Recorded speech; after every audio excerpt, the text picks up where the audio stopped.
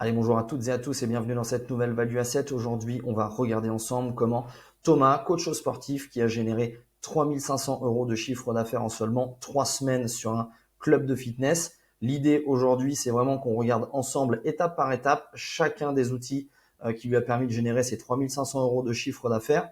Il n'y aura pas de rétention d'informations. Je vous donnerai exactement toutes les clés qu'il lui a fallu pour arriver à ce chiffre d'affaires. Donc vraiment, restez jusqu'au bout si vous êtes intéressé par rapport à ça. Cette vidéo est vraiment accentuée sur les coachs sportifs, d'accord? Si vous n'êtes pas coach sportif ou vous n'êtes pas dans une phase de développement, vraiment cette vidéo ne sera pas faite pour vous. Je vous présente donc Thomas, qui est personal trainer déjà depuis maintenant 4 ans. Aujourd'hui, avec sa réussite, on l'a attiré chez nous puisque il s'occupe de la partie CSM, donc Customer Success Manager. C'est-à-dire que tous les coachs qui rentrent chez nous ont un consulting de 3 mois à raison d'une fois par semaine et c'est lui qui s'en occupe à l'heure actuelle au vu de ses derniers résultats. Donc à l'heure actuelle, il a formé un petit peu plus d'une trentaine de coachs. Sa mission est d'aider les coachs sportifs à vivre de leur passion. Bien évidemment, il rejoint exactement notre façon de penser, mais c'est surtout au travers de son expérience, puisque je ne suis pas le seul à avoir réussi. Thomas est un exemple parmi tant d'autres. Encore une fois, on va regarder son exemple.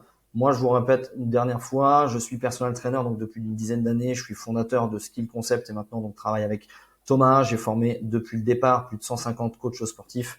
Et donc vraiment, ma mission à l'heure actuelle, c'est de fournir aux coachs sportifs toutes les clés nécessaires pour vivre de sa passion. On revient sur le cas de Thomas et on va parler ici aujourd'hui de 4 piliers, d'accord? Et on va parler surtout du pilier numéro 1, le club. Aujourd'hui, on a beaucoup de coachs sportifs qui nous disent « Ouais, le club, c'est cher, ouais, on paye un loyer, etc. » Bon, je veux bien aujourd'hui qu'on paye un loyer, mais notre activité, en tout cas la partie club, aujourd'hui, c'est le top du top entre je suis à domicile, j'ai des frais à engager par rapport à me déplacer sur les clubs, me déplacer à domicile par rapport aux frais de voiture, par rapport à l'achat du matériel et par rapport à la publicité. Ça, c'est le premier modèle. Et si vous montiez votre studio demain, vous auriez déjà des frais pour ouvrir, pour acheter le matériel, pour trouver un local, pour aménager votre local, pour trouver des clients, et vous n'avez pas encore de clients. Aujourd'hui, la facilité de travailler sur un club, c'est que vous avez déjà des adhérents sur le club. Et aujourd'hui, Thomas, quand il s'est lancé, il avait 2500 adhérents sur le club. Donc, on est sur un club qui est mature dans une région où, oui, dans toutes les régions en France, il y a des gens qui veulent du coaching sportif. Et donc, du coup, sur cette partie d'adhérents, on considère à l'heure actuelle qu'un bon système de coaching implanté sur un club, on a 10% de la clientèle qui veut du coaching, soit 250 adhérents, soit beaucoup trop pour même 3 ou 4 coachs. Ce qu'il a fait au départ, c'est qu'il a été présent de 6h à 22h. Alors oui, vous allez me dire, c'est peut-être beaucoup, mais ceci étant, il a mis toutes les clés et toutes les chances de son côté pour voir un maximum de clientèle. Il y avait le créneau du matin, le créneau du midi, le créneau du soir, le créneau du week-end aussi. Et donc, il a fait ça durant ces 3 premières semaines.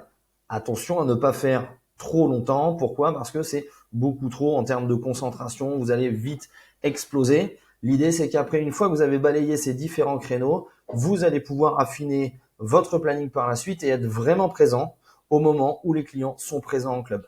Trop de coachs sportifs encore, et ça, c'est l'une des erreurs principales que vous faites, c'est que quand vous êtes en club, vous arrivez et vous êtes souvent sur les moments où il n'y a pas de clients. Vous restez pas sur le rush du soir. Souvent, on voit les coachs qui s'en vont à 17, 18 heures. Ça, c'est pas possible.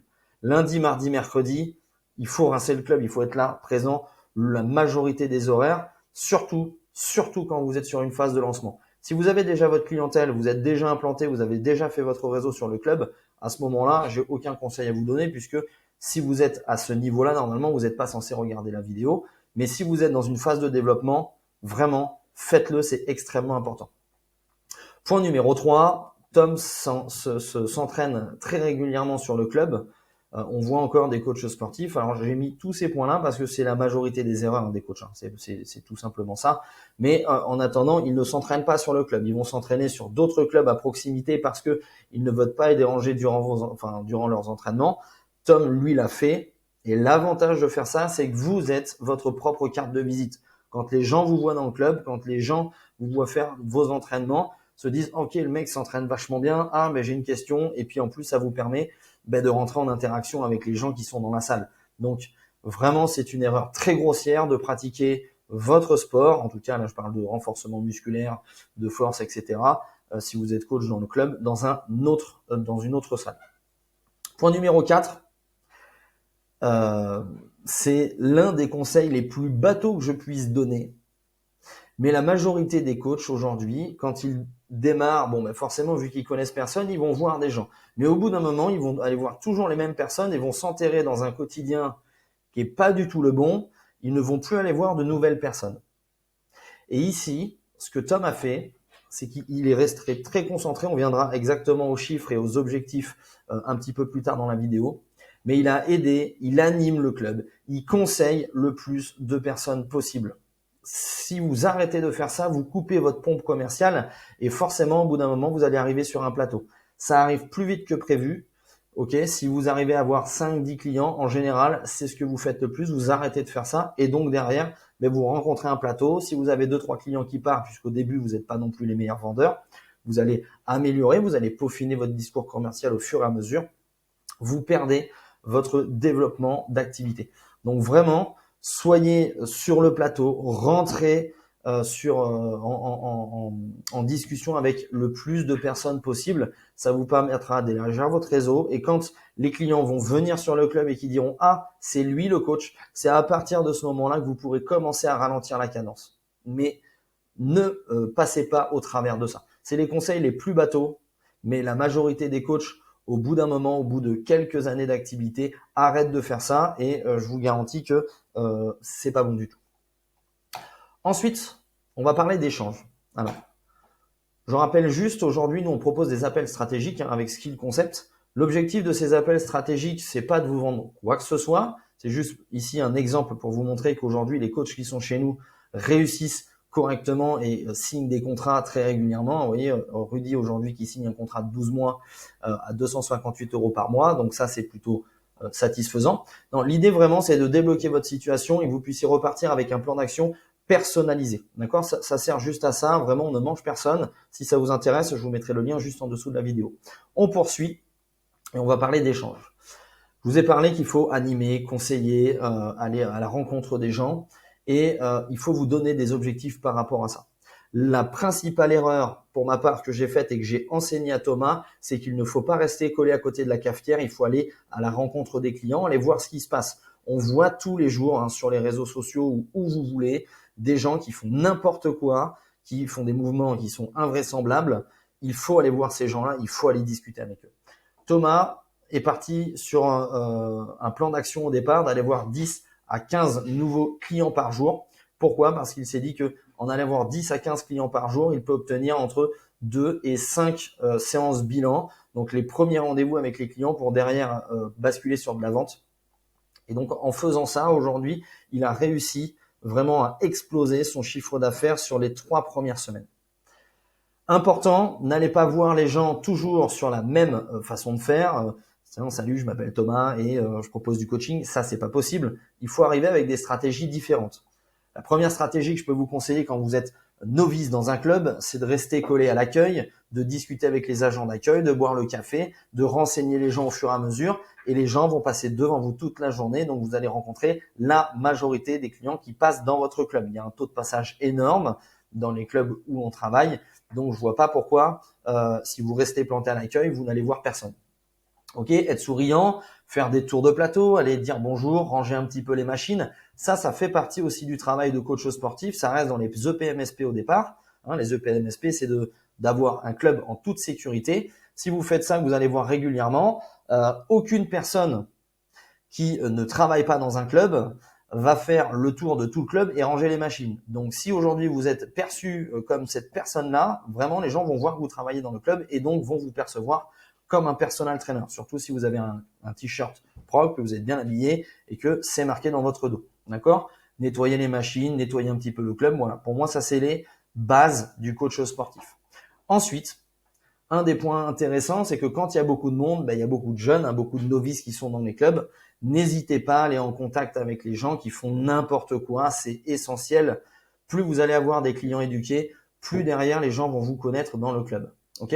Donc, ici, quand je parle d'échange, c'est vraiment ce premier contact, c'est on appelle ça plus ou moins la prospection quand même, mais la majorité des coachs ont peur de cette phase-là, alors que c'est la phase la plus importante.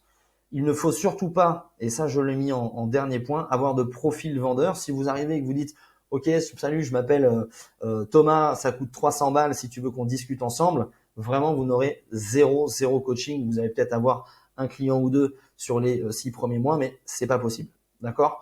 Soyez ouverts, donnez de la valeur à vos clients, apportez du soutien à vos clients, soyez la personne qu'ils ont envie de voir quand ils viennent au club.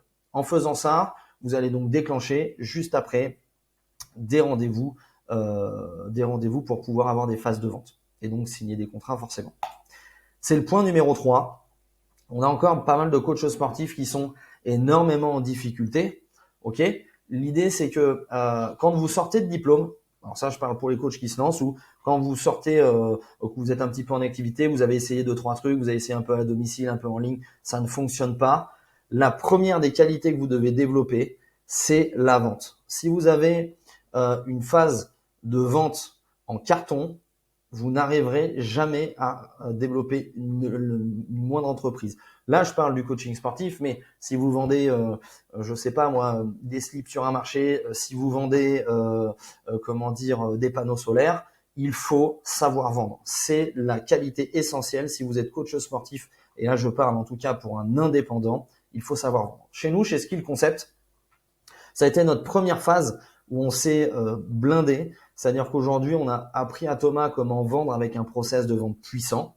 Vraiment pour vous décrire un petit peu, on a cette première phase d'échange comme je vous ai montré juste avant. Ensuite, on a une première séance bilan où on va faire le bilan à notre client, prendre un maximum d'informations, connaître ses objectifs, ses besoins, connaître aussi quel caractère il a, dans quelle dynamique se sent cette personne, quel est son mal, quel est son point de douleur. Et une fois qu'on a ça, derrière, on va lui proposer une séance d'essai pour le tester sur le terrain et lui faire rendre compte de tous ses points faibles et aussi de tous ses points forts. C'est hyper important. Et donc, notre phase de vente s'articule autour de ça. Et derrière, on va proposer ce qu'on appelle, nous, un storytelling. Si jamais ça vous intéresse, encore une fois, n'hésitez pas à me suivre sur la chaîne. Je vous apprendrai un petit peu plus tard comment réaliser un storytelling. Mais en attendant, avoir un système de vente puissant, c'est essentiel. Ensuite, une fois qu'il a appris ce système de vente, Thomas, il a appliqué un plan et du coup, avec ce plan-là, il a pu mettre en place des actions claires et précises. Et quand il va voir les gens, il a aussi un discours clair et précis. Il ne bégaye pas, il n'est pas, dans le doute, il sait exactement où il va amener ses clients, il a de l'assurance, si je puis dire, et donc c'est ce qui va rassurer les clients par rapport à la signature. Donc ça rejoint un petit peu le point numéro 3, adopte une attitude professionnelle. Si vous êtes trop borderline, vous arrivez en retard, vous n'êtes pas souriant, vous n'avez pas cette fameuse attitude professionnelle, vraiment c'est quelque chose qui ne va pas du tout aller. L'écoute, l'empathie, la motivation, c'est vraiment les qualités essentielles aujourd'hui si vous voulez avancer en tant que coach sportif dans un club. Ensuite, il donne beaucoup de valeur, bien évidemment, aucune rétention. L'information est disponible partout. Si vous allez sur ChatGPT aujourd'hui, tout le monde peut obtenir n'importe quel programme. Le fait d'avoir un coach sportif sur le club, la personne va acheter deux choses. Elle va d'abord vous acheter vous, parce que c'est votre personnalité qu'elle va acheter. Et le deuxième point qu'elle va acheter, c'est l'implémentation, c'est-à-dire de connaître le chemin exact pour atteindre ses objectifs. C'est uniquement ça. Le reste, tout est à disposition aujourd'hui sur YouTube. On a, ça ne sert à rien aujourd'hui de garder des informations. Pour ma part, aujourd'hui, je donne un maximum de valeur sur ma chaîne. C'est pas pour autant que vous allez apprendre beaucoup plus dans mon service. Par contre, vous allez avoir des personnes qui seront complètement disponibles pour vous aider à atteindre vos objectifs. Et il y a des personnes qui vont vous soutenir dans la majorité de vos problématiques ou même qui vont pouvoir le faire à votre place. Nous, c'est ça aujourd'hui qui fait que on est bon et qu'on est le réseau numéro 1 en France. Ensuite, le dernier point, c'est un point qui est, qui est trop sous-estimé. Une fois que les coachs arrivent à vendre 4-5 contrats, ok, souvent ils ont une perte de motivation. Alors ils ont une perte de motivation parce qu'ils ne vont plus aller voir les gens, mais ils ont une perte de motivation parce qu'ils vont venir s'enterrer dans des façons de penser, alors que justement, c'est à partir de ce moment-là qu'il faut se challenger et aller chercher un petit peu plus que ce qu'on s'était dit au départ. D'accord? Donc il ne faut pas il ne faut pas rester sur ses acquis. Il faut aller plutôt chercher un objectif qui est supérieur à votre attente au départ. Et ça marche aussi en faisant des feedbacks réguliers. Avec Tom, on a énormément travaillé là-dessus et c'est ce qui a fait que sur les 3 premières semaines de son début d'activité, il a éclaté. C'est parce que à chaque fois qu'il avait un petit blocage, à chaque fois qu'il avait une petite appréhension, une question, le moindre truc, il a su faire des retours à des personnes qui ont réussi déjà. Et le fait qu'il ait fait ça, il a pu se développer beaucoup plus rapidement que les autres. Donc sur la partie vente, je resterai sur la partie qualité, process de vente puissant, et on est là pour signer des contrats. Dernière partie, c'est la partie qualité qui est trop souvent oubliée. On reste ici sur quelque chose qui est pour moi essentiel parce que trop de coachs, une fois qu'ils signent, derrière se relâchent complet, effectuent un service pourri, ils ne prennent pas en compte les demandes des clients, ne s'adaptent pas. Enfin bon, c'est tout un... on pourrait développer tout un sujet, toute une vidéo là-dessus. Moi ici, là, je vais essayer de vous apporter 4 points qui vont vous aider surtout dans votre business. Et en tout cas, c'est les points que Tom a vraiment appliqués. Le premier point, c'est la bonne prise en charge des nouveaux clients. Une fois que votre client signe, il est excité à démarrer. Et donc, à ce moment-là, il faut pouvoir lui donner le service le plus rapidement possible. Le fait de faire ça, quelque part, ça rejoint mes 2 premiers points, mais ça lui a permis d'être plus populaire dans le club. Quand vous démarrez dans une zone, personne ne vous connaît. Personne. Si vous commencez et que vos premiers clients sont hyper satisfaits de vos services, ces gens-là vont venir discuter avec les autres et donc vont vous enclencher ce côté popularité. Je dis ça, popularité, alors ça met quand même un petit peu de temps à arriver, mais au bout de ces 3 semaines, Tom était connu par l'ensemble des adhérents du club, et encore, l'ensemble, je dis ça en étant optimiste, mais en vrai, il avait quand même suffisamment de personnes qui le connaissaient dans le club pour vivre correctement de son activité. Alors, une fois que vous faites une bonne prise en charge, l'adhérent est content au départ, ça c'est hyper primordial. Et donc du coup, ils ont effectué des recommandations. Si vous avez un client satisfait, vous avez de grandes chances qu'il aille voir quelqu'un qui dise avec ce coach, c'est génial. Si le client n'est pas satisfait au départ, vous êtes sûr que derrière, tout le monde va être au courant que votre service est pourri. Donc au départ, soyez hyper exigeant avec vous-même et effectuez un joli service. Il faut savoir aujourd'hui que sur 10 clients que vous allez signer, il y en a 3 qui vont vous recommander à une nouvelle personne. D'accord ? 30%, c'est énorme. Si vous le faites régulièrement, c'est là où vous allez avoir ce côté fameux bouche à oreille. Délivrabilité performante, il travaille aussi avec des bons outils. Dans le réseau, nous on fournit une application, on fournit des tableaux de pilotage. Et ça, c'est hyper nécessaire au développement de votre activité. Alors là, je parle pour le suivi de vos clients, bien évidemment, mais aussi pour le suivi de votre business. Puisque derrière, si vous ne passez pas tout votre temps à gérer votre administratif, que vous ne passez pas tout votre temps à courir après vos clients pour les bons paiements, etc., vous allez pouvoir vous concentrer vraiment sur votre domaine de prédilection qui est l'accompagnement et le coaching sportif. Ça rejoint aussi notre dernier point de surveiller ses KPI. Donc KPI, c'est finalement les objectifs chiffrés. Tom l'a bien fait dès le départ. Il a effectué des actions massives et donc du coup, il a eu des gros résultats derrière. Mais surveillez vos KPI. Aujourd'hui, il y a des coachs sportifs qui veulent gagner 5, 10 000 euros par mois. Je leur souhaite vraiment de gagner ces 10 000 euros. Vraiment, je ne vois pas pourquoi je ne le ferai pas. Mais aujourd'hui, ils ne savent même pas combien ils ont de clients. Ils ne savent même pas combien ils gèrent de chiffre d'affaires. Et les gars, vous avez juste 20 clients et vous savez pas tout ça. Mais c'est pas possible.